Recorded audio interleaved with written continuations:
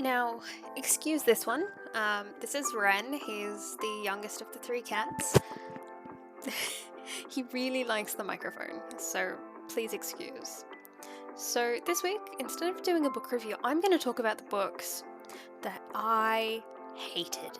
Because we've had a lot of ones on here that were really good and I really enjoyed, that I think would be great for certain demographics, is the word I'm looking for. But not every book is going to be a good one. So I've compiled a list of my least favourite books that I've read since 2020. Let's get started. Now, personally, I do my best to finish the books that I start. Now, some of the books on this list are did not finishes, and I'll explain that in each of the quick shot reviews, I guess. But let's get started. So this is the only book I have ever rated a 1 out of 10. It was poorly written, it was concerning, and 90% of the book is just written for shock value. The book is called Scary Old Sex by Arlene Hayman. If you look on Goodreads and other review sites, it's got pretty popular in the older demographic. I hated it. I could not stand it. It is my go-to, hey, you want to read a terrible book that's going to concern the living daylights out of you? Read this! It is the way that I enjoy torturing my friends. So it's a series of short stories about what it's like, intimate lives of the elderly, or like middle-aged to old. I think the oldest thing there was like 60. It also has bad sex advice. Do not use petroleum jelly as lubricant. It is a bad idea and it's bad for your, vaginal health. Did not think I'd be giving sex advice in a book review, but hey. It's just a concerning book. It's irrelevant. There's references to 9/11 and the tragedies of the Twin Towers. There's student-teacher relationships, except he's married and she's like 19. That and incest. So it's not a pleasant read. It is definitely something you throw at your friends and go, hey, read this. You love it. You love it. Anyway, moving on. So none of these books are 1 out of 10 except for Scary Old Sex. Everything else is a 2 out of 10. And even those books were terrible. So, now, Brandon Sanderson, wonderful fantasy author. I loved the first book of the Starsight series. Skyward series. Starsight is book 2. Starsight onwards is just atrocious. It is predictable, it is boring, to the point of I got halfway through Starsight and went, nothing has happened except unfortunate coincidences, and I care not about any of these characters except for the main character Spencer, but that's because she's in book 1 and no one else is. I read the blurb of Cytonic, book 3. Nothing happens. Genuinely nothing happens in this book, except for the main character gets sent into space. That's it.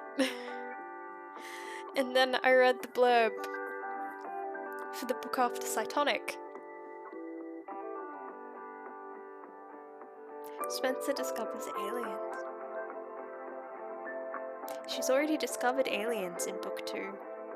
For book 3, she discovers brand new aliens. Don't read the Skyward series. Book 1, fabulous. Book 2, 3, 4. They're depressing, man.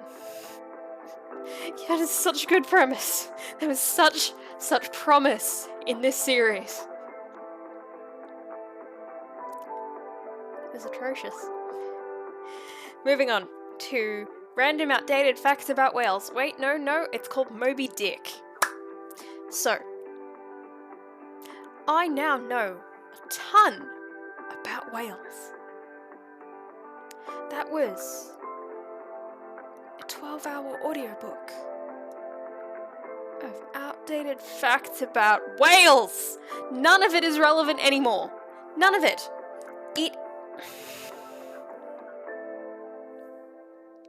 I don't think Nantucket is even a country anymore.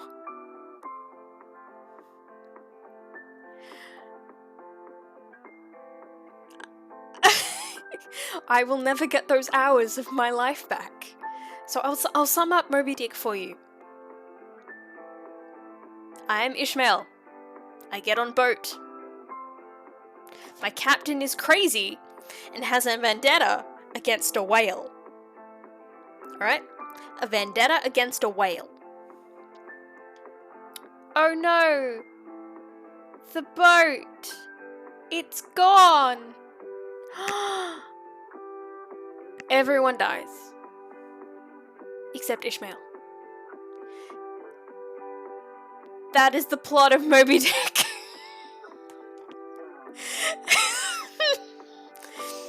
I have saved you all of your book report reading. Moby Dick is atrocious, and it is just 9 hours of outdated whale facts. We have electricity now. See? Electricity. Electricity!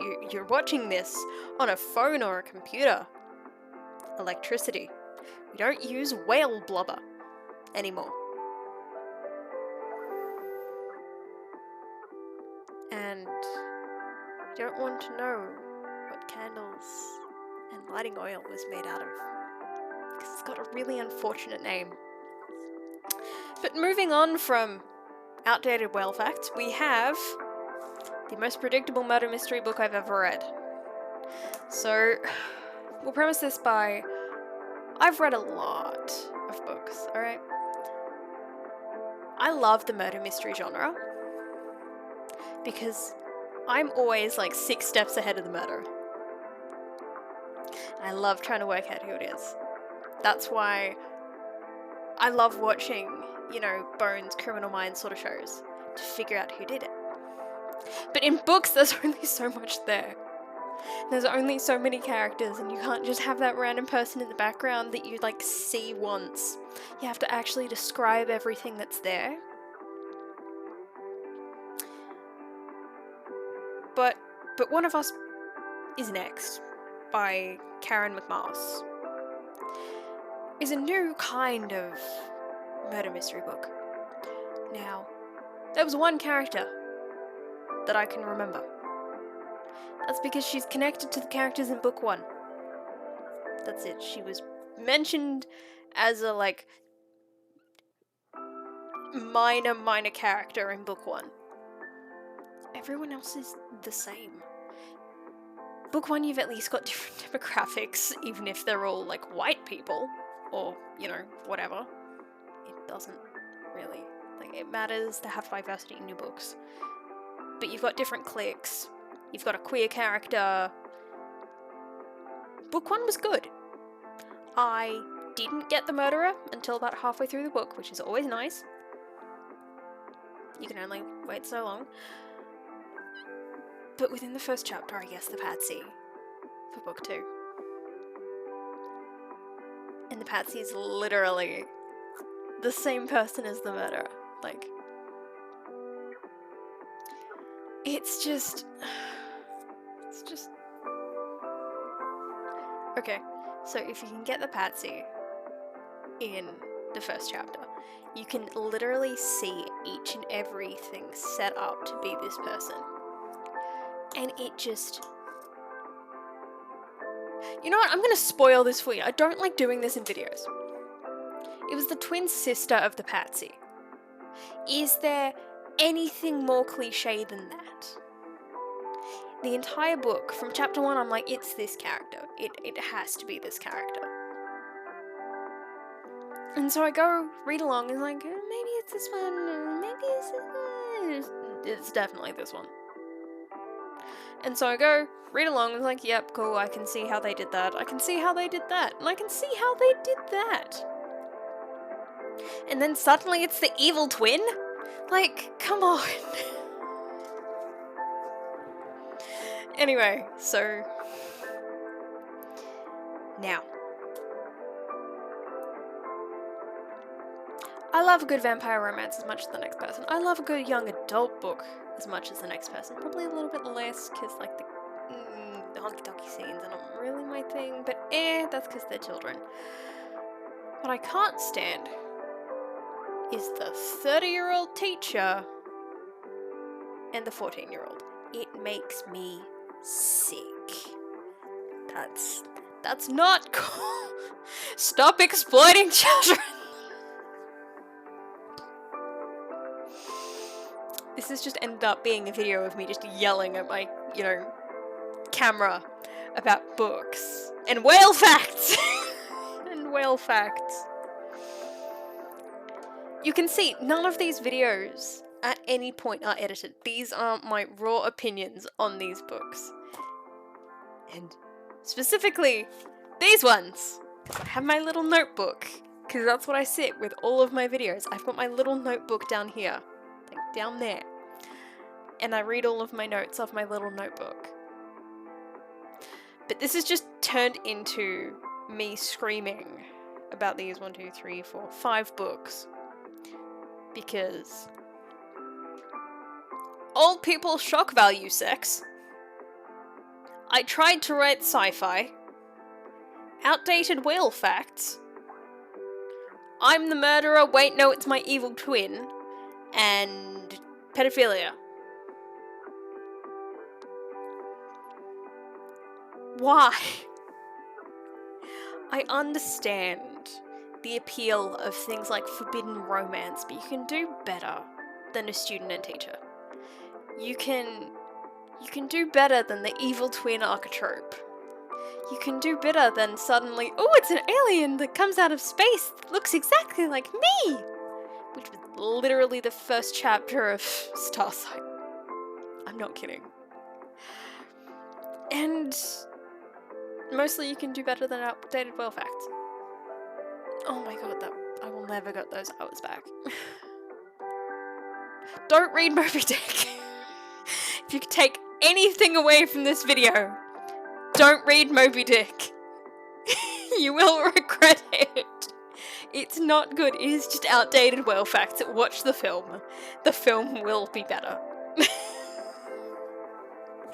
Anyway, welcome to the impromptu video of Nyx hates these 5 books.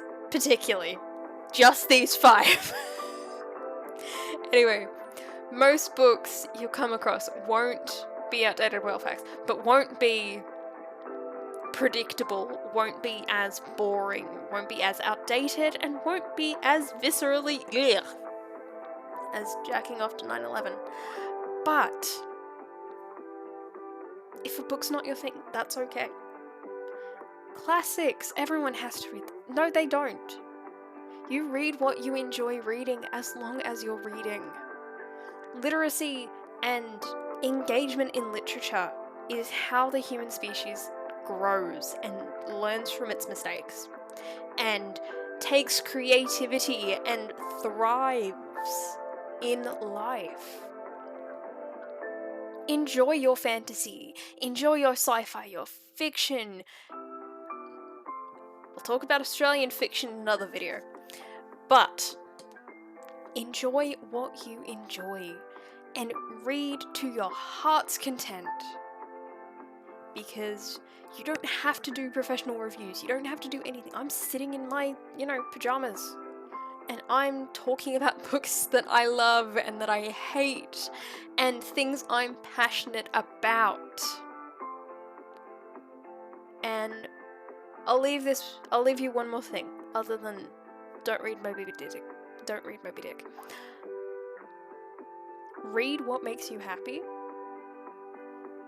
because that will then broaden your horizons and get you involved in other things that make you happy. So, signing out until next time. See ya.